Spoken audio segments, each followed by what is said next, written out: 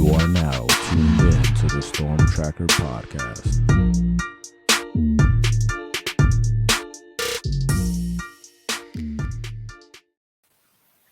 All right, it's the Storm Tracker podcast. I'm Marcus Benjamin, representing for CanesCounty.com, part of the Rivals Network. And I'm joined today by Jim Coyle, also part of the Rivals Network. He's the publisher for the Indiana.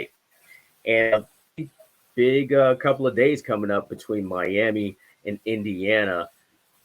Miami will face Indiana in both the men's and women's tournament. And Jim is actually in Albany. And so he had a chance to, of course, see his team in action. Did you get to see Miami as well? I did absolutely wanted to watch that game and wanted to watch Nigel Pack, of course, who was an Indiana native.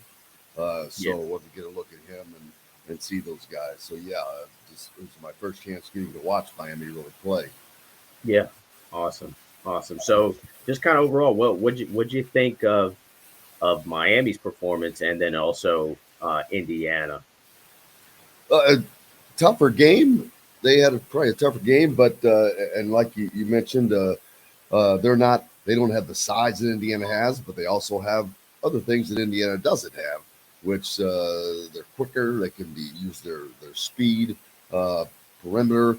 Indiana is going to have to make sure they put pressure out on the perimeter, and that's something they've had issues with at time to time this year. Yeah, it's definitely going to be a factor. There's going to be plenty of factors in this game, and we'll touch on a few. But I did want to talk about the line in this game. Indiana favored by about 2. I saw the line moving a little bit to maybe 1 on some sports books. Miami ranked ahead of Indiana as far as in the polls, just by a few slots here. And of course, Miami won the regular season ACC title. Probably would have had a really good shot at winning the ACC tournament title if Norchad Omier doesn't go down. So, in your opinion, Jim, why do you think Indiana is favored in this game? Well, no offense, but the ACC was the 7th worst conference in the country this year, behind the Mountain West and a few others. The ACC is just really, really down, whereas the Big Ten, they have 9 teams in the tournament. Half of those are on the lower portion, but it just shows the breadth of the conference and the differences playing. Not that the ACC is not hard to play in. It is. It's still the ACC. But you saw Duke, the tournament champion, go down in the first round as well. So it's just but who knows? I thought that this was going to be the year of the Big 12, but that's not been the case. We saw Kansas go down. Of course, they didn't have Bill Self with them. It's just a crazy tournament time. It's getting crazier. Purdue went down, but I think Purdue was the softest number 1 seed in the history of the NCAA tournament. I said that at the start. They were such a beatable team. Indiana beat them twice, as a matter of fact. They beat them on the road and at home. So, But Indiana is they've got a National Player of the Year candidate on their roster and a surefire first-round NBA draft pick. So they're definitely going to. And the polls don't mean jack squat to people, or to me anyway, because they're not used in any of these criteria for selecting the NCAA tournament. It is strictly now for entertainment, basically, to see what people think. But Indiana has obviously played a tougher schedule because they play in the Big Ten. Well, they also play teams outside of that, like Kansas, Arizona, Xavier, in the non-conference portion of the season. But just because of how they're playing right now, Trace Jackson Davis, just the other night, what was his complete 24 points and 11 rebounds. And then you've got Race Thompson also playing in the middle with 20 points and 9 rebounds. So you had two guys getting double doubles down there. I don't know that Miami has the defense to stop that. And then if that's not working, you've got Jalen Hood Shafino running around and Miller Kopp out on the wing. He scored 13 points the other night on 3 of 6 3-point shooting. So Indiana has a lot of weapons to use. They don't have maybe the speed, but they've got a lot of size. And unless Miami can use that speed out on the perimeter to knock down some 3-point shots, which three to two is not a good narrative if that's how Indiana's going. But that's Indiana just has a lot of weapons. Okay. Yeah, I would argue that the Big Ten is overrated. Just because everybody outside of the Big Ten seems to think that. Because I would say that based on what we've seen on the tournament. Because it's another thing. Half the teams from the Big Ten were from the bottom. That's what the part of it is. But like I said, I thought Purdue was the softest number one I've ever in the history of the NCAA tournament. But that, again, I blame that on the national media, the narrative. They fell in love with Zach Edey, and that's all we heard. That's all everybody heard. Zach Edey, Purdue.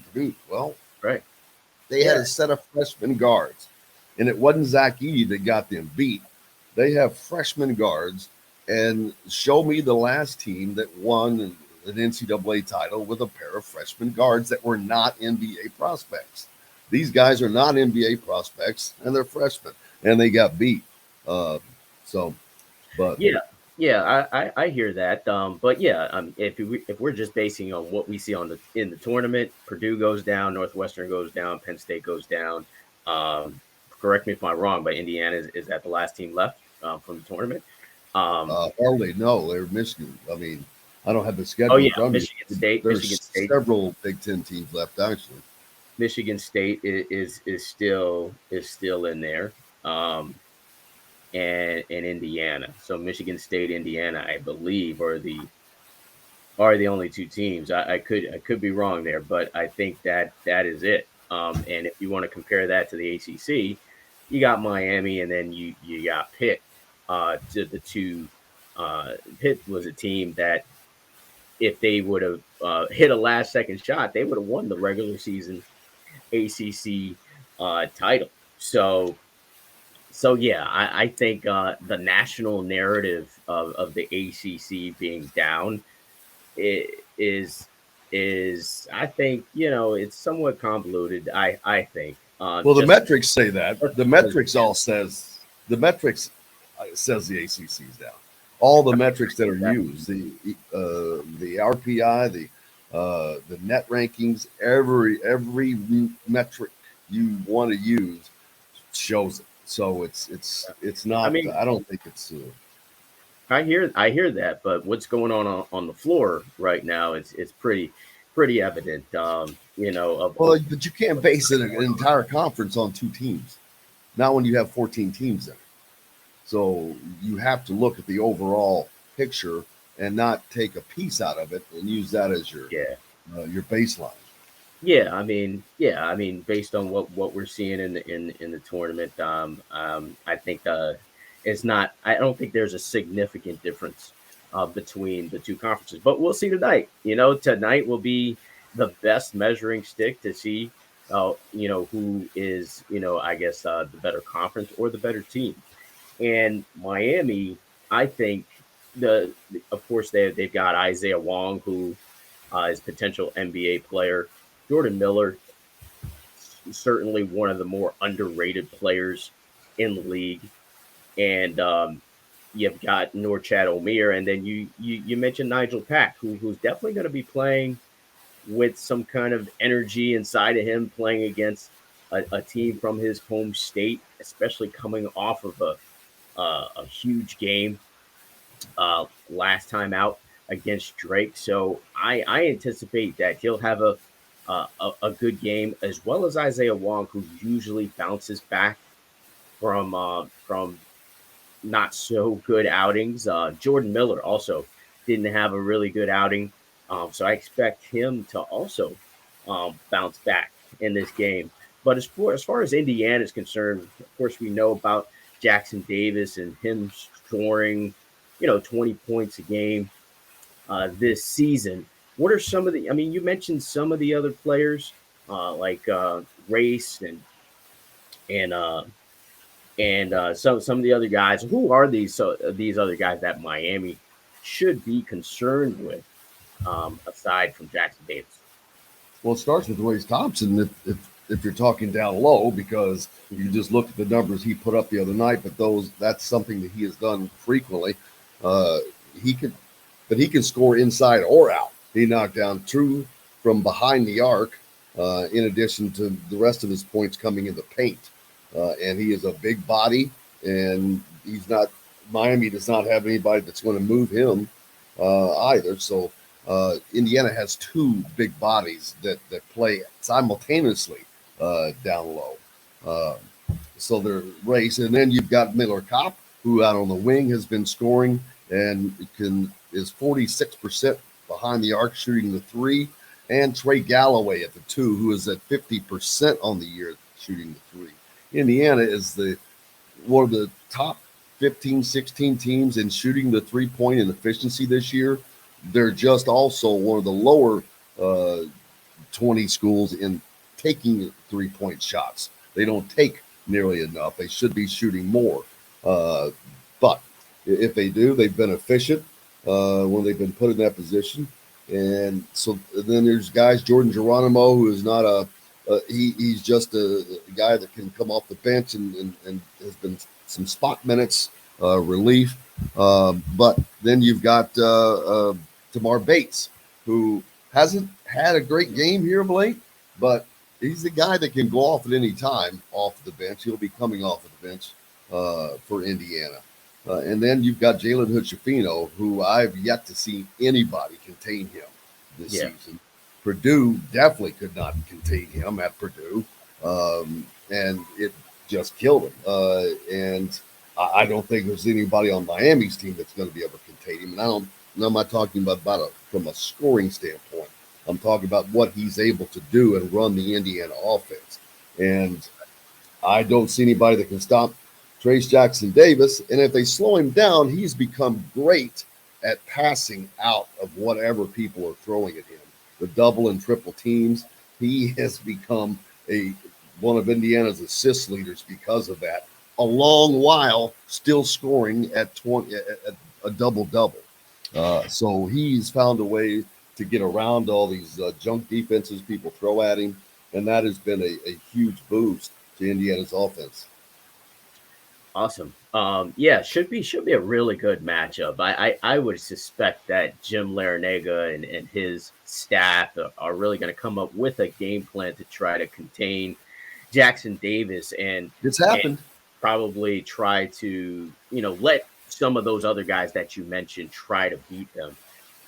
Miami plays really good team defense. Besides Norchad Omier, you've got Anthony Walker, you've got AJ Casey, who do have some size in the middle. But if you want to compare statistics, Miami averages more points per game at 78.9, allows less with 56%. Field goal percentage is about the same, 48. Rebounds close. Indiana has the edge by 1. Assists, Indiana with the edge by 1. Significant difference in blocks per game, but Miami has significant difference in steals per game. So this is a pretty evenly matched team when it comes to just those statistics. So what do you think that based on Vegas, it seems like this game will come down to the final minute or the final possession. And every game could. We're talking about the NCAA tournament. Ends up playing out, towards the end. And how has Indiana fared in close game situations? I think that we've seen so many of these games. It's the tournament, so the NCAA tournament, and good teams, and each level, each new game is another level. So the level of play should continue to rise. I expect a close game. Most of these games have been close. There's no reason for me not to think that they're going to be. Miami's a good team. I think the Indiana has to be weary of taking care of. They have to take care of the ball. They have not let Miami get any steals, not have needless turnovers, not have unforced turnovers. They've done a good job so far taking care of the ball. They only had 7 turnovers against the game against Kent State. Kent State. Couldn't get it out there. But, that's something they have to do. If you take care of the ball and not giving the other team extra possessions, and the biggest things they have to watch is offensive rebounds. They did not do a good job offensively rebounding the ball in the last game, and I think they got out rebounded there. They did 19-10 in offensive rebounds, and were actually out rebounded by Kent State, which is a shocker. That doesn't happen very often, but it didn't help them much. But Indiana has to take care of the ball. That's their biggest concern, and their on-ball defense on the perimeter has got to be on par today. But Indiana is a very, very good defensive team, and I don't know that Miami has seen anything like that other than maybe Virginia, but that's a different style how they play. They like to control the pace kind of a deal. Indiana doesn't try to do that, but they will get up in you. And Mike Woodson has done nothing but stress defense since the moment he arrived in Bloomington, and it shows. And defense wins. It doesn't matter what sport you're playing. Yeah, absolutely. I think rebounding is definitely going to be a key in this game. Miami had its worst shooting game last time out against Drake. They shot 30%, which is abysmal for this team. This team usually shoots much better than that. They were Drake outshot them in that game, but rebounding was the key. They were able to out rebound Drake, and that's part of the reason why they were able to come out with the victory. They out rebounded Drake 41-35, while Drake shot 40% from the field. So Miami did not play their best game by any stretch against Drake, but they were still able to come out with a victory by 7 points. So I think Miami's been an underrated team all year, and the great thing about them is that they've got 4 players that score in double digits, and I think that's an advantage, especially in the tournament where it's more of a chess match here in the tournament, and It's all about matchups. right, coaches try to figure out the best matchups and really try to shut down the big name player here. But Miami has, obviously their big 3 in Isaiah Wong, Jordan Miller, and Norchad Omier.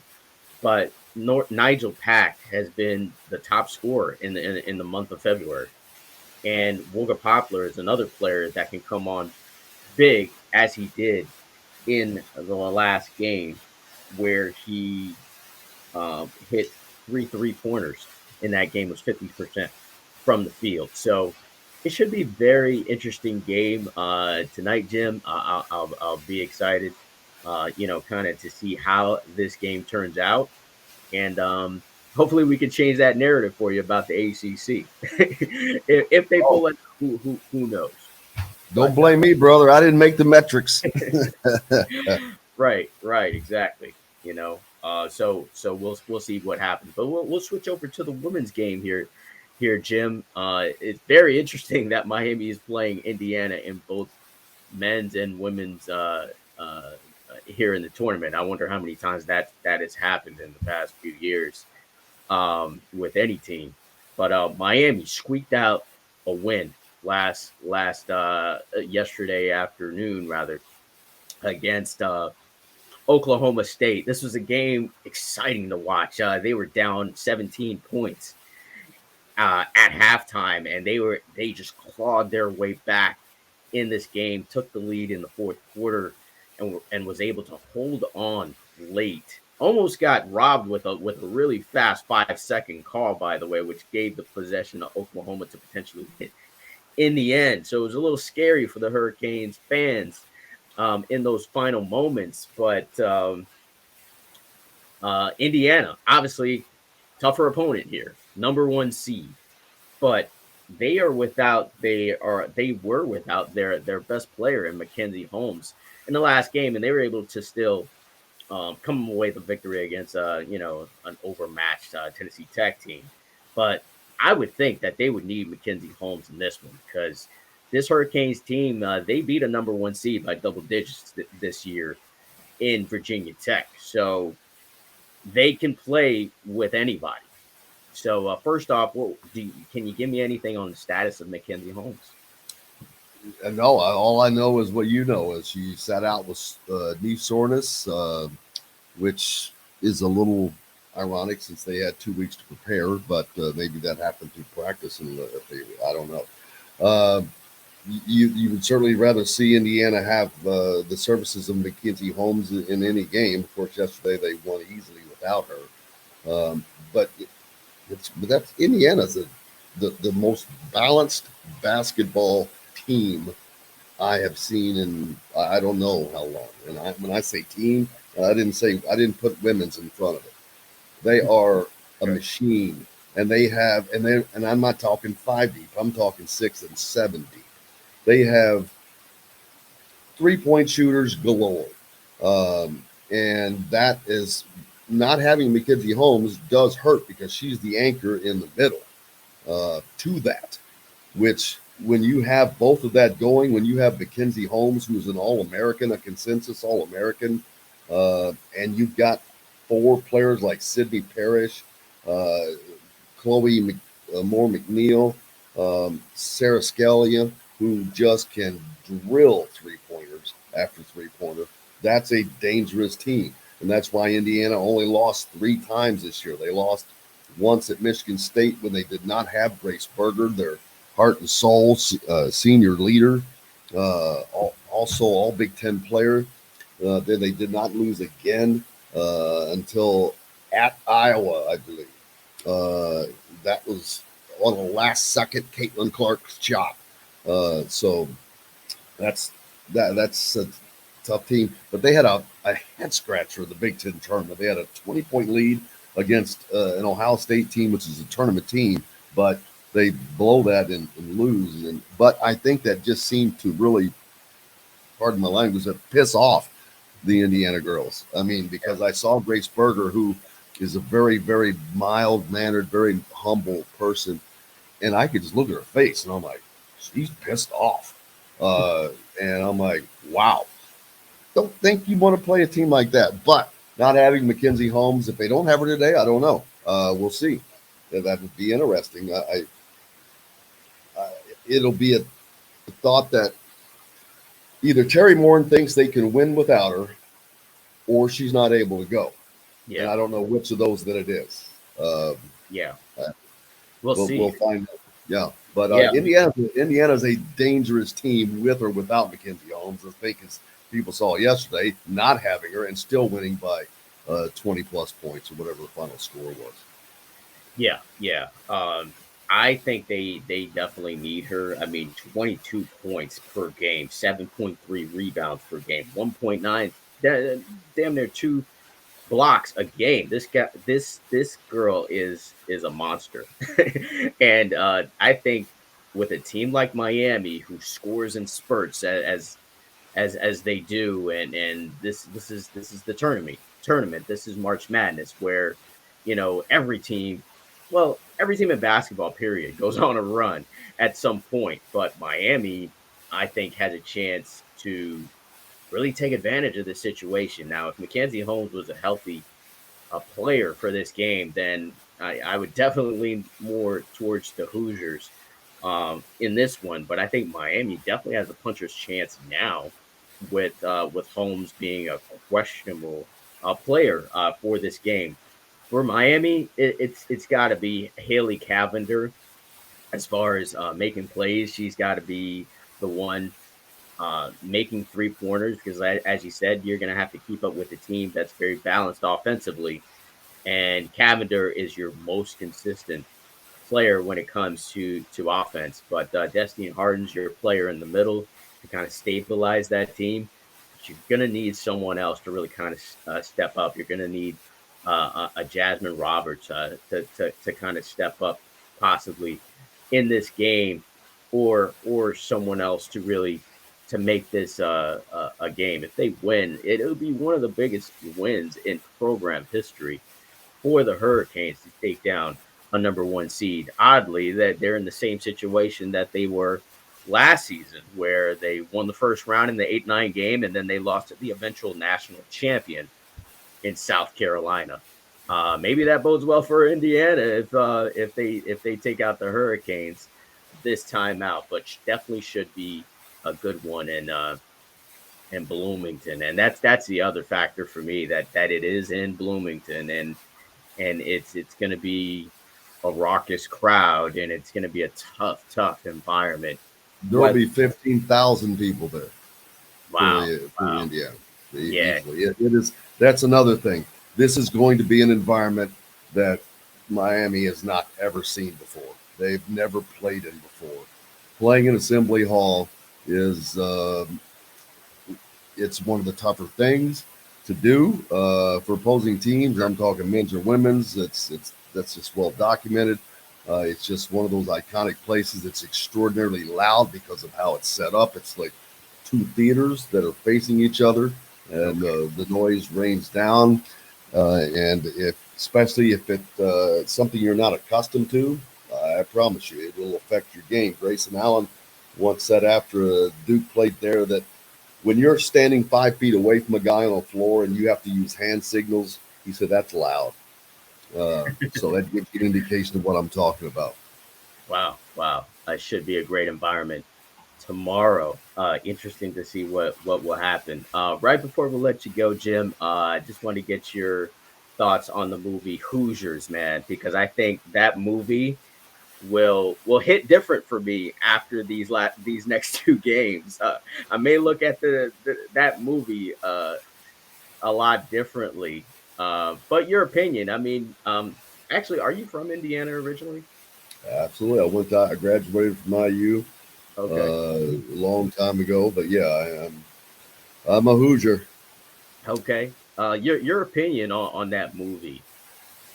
Well, Angelo Pizzo is a great friend of I host Indiana Sports Beat Radio, and Angelo Pizzo is a great friend of the show. He's a huge Indiana basketball fan. He lives in Bloomington, and I think it was possibly the greatest sports movie ever made. I mean, it has been ranked as that by many different places. It resonates with so many different people. It's homespun. It's true. They took some liberties, but the overall story is true. Milan High School did win the state championship in that scenario, and the real life Hoosiers almost came to play out about a decade ago when Butler damn near won the national championship against Duke with on that last shot that just hit the front barely rim. missed the rim. Yeah. Or going down. I'm like, oh my God, it was almost the real Hoosiers. But right. It's a great movie. I mean, it doesn't even matter where you're from. It's a good feel good movie. It's a great ending. And again, like I said, it's that part. That's the essence of the story is true. It is a cool story of that small school winning back then, but Indiana high school basketball itself is special. It really is, and it continues to. That's why Indiana has. It's odd. It's not the biggest state in the country, but I think that per capita they have the most players in the NBA and D1. Michigan's women's team has 6 players on it alone from Indiana. Wow. There's hardly a team in the Big Ten Conference that does not have somebody from Indiana. You got teams like Xavier, who has Jack Nungy from Indiana. I mean, I could go on and on and on. And it goes down through the coaching ranks. I mean, you think about all the homegrown coaches that are going on. Mike Woodson, of course, and Matt Painter both Indiana, both men's and women's coaches at Purdue and Indiana, or from Harry Morton is from Indiana, and Purdue's is. But you've got other people like Scott Drew at Baylor, Dusty May, who is also playing today for Florida Atlantic, is a former IU basketball manager. And so it goes on. There's several others, but it is truly, it starts at a very, very young age in the state of Indiana, and it's just basketball is just woven into the fabric. It's very interesting that you mentioned that, it's one of the smaller states in the country, yet it's produced, so many basketball players in the sport. And And I some get of asked, the greats of all time, Oscar right, Robertson, Larry Bird, sure, Indiana guys. right. It's I it's think pretty so. amazing. It's really Isaiah pretty. Thomas is not from Indiana, but he played at Indiana. Right. Of course, of course. I get asked this all the time about Florida and South Florida about football and why is there so All of many Florida. great players that come out of the state of Florida? And I think there's a number of different factors involved, but like you said, where it's kind of woven into the kids at a young age, it's the same thing here. I mean, kids play at a very very high level at the youth level here in Florida, and I think the weather does play a factor. Like you can play Say it sure football. is nice being able to practice outside year round. Yeah, absolutely. It's definitely a factor. Football is in our blood down here for a number of different reasons. But just last question: why do you think it's been woven into the fabric of kids over there in Indiana, as opposed to like maybe just neighboring states? Like Ohio or Illinois, yeah. Illinois. Yeah, I mean, I don't know. I really don't. That's a good question. That is a really good question there, um, and I don't have an answer. Um, I guess Indiana people were just better with it. Probably, I don't know. Maybe some of it had to do with talent early on. Purdue was a good program back in the turn of the century. Okay. John Wooden went to Purdue, um, Okay. and so, but this is back we're talking 1920, and but even though that's a long time ago, but this stuff got started that long ago.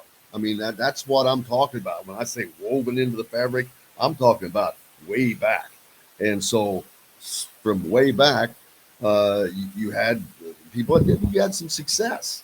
Um, People like John Wooden that played college, and there was so much success all for whatever reason, and it just kept blossoming, and that has continued to double upon itself as it has gone out and out and out. And now you look during the summer, Indianapolis is just such a big part of the AAU circuit. There are so many things that goes on there. There's always something going on in that regard in and around the Indianapolis area. Gotcha. Well, last thing, you said Hoosiers is the best sports music movie of all time. You think? I think so. You I think mean, so? that's Okay. my You opinion. may be a little biased, but Yeah, absolutely. But there's plenty of other ones out there that I love. yeah. For me, Yeah. it's Rocky. I know it's kind of maybe cliche, but Rocky to me, the whole Rocky series. two, man, Rocky two. I don't know about Rocky 2. You can't take a whole series, man. You can't take a whole series Oh, over one man. movie. Rocky 4 to me is the best Rocky movie. And then it's Rocky 3 is number 2. And then That's the original I think is somewhat overrated, but obviously it's the original. But Rocky 2 I think is probably fourth for he me. wins, man. That's when he wins. I mean, he won in 4 and as Yeah, well. but two's the first one he wins in. True. But yeah, Rocky for me, that I named my dog Rocky. I mean, yeah, like Rocky for me is the best sports movie of all time. I'm not actually a big Spanish sports movies because sports is real life, it's reality, and movies are not. So it's kind of like what am I really watching here? But when it comes to sports movies, I would say Rocky is my fave, but Hoosiers definitely one of the best as well. But we'll see how I feel about that movie after these next couple of days. Absolutely.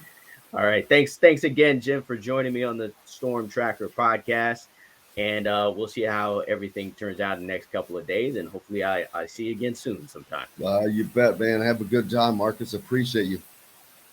Appreciate you and Albany.